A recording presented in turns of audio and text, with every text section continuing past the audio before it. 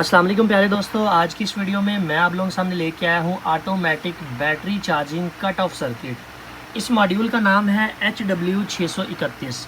ये नया वर्जन है V3.0। इसकी खास बात ये है कि आप इसकी मदद से अपनी किसी भी बैटरी को चार्ज और डिस्चार्ज कर सकते हैं और उसे कट ऑफ करवा सकते हैं।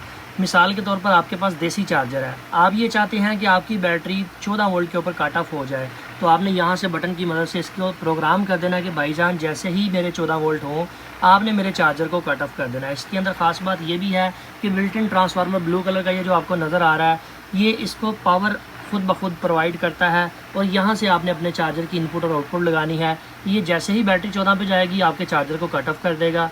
यहाँ से आपने बैटरी सेंस के 2 पॉइंट इसको देने हैं। बहुत ही कारआमद सर्किट है उन दोस्तों के लिए जो automatic battery charging cut off circuit ढूंढ रहे हैं, ये उनके लिए अच्छी चीज़ है। अगर आप इसे परचेज़ करने में इंटरेस्टेड हैं तो smartyshop.pk विजिट करें या डिस्क्रिप्शन में दिए गए लिंक पर क्लिक करके इसको परचेज़ कर सकते हैं।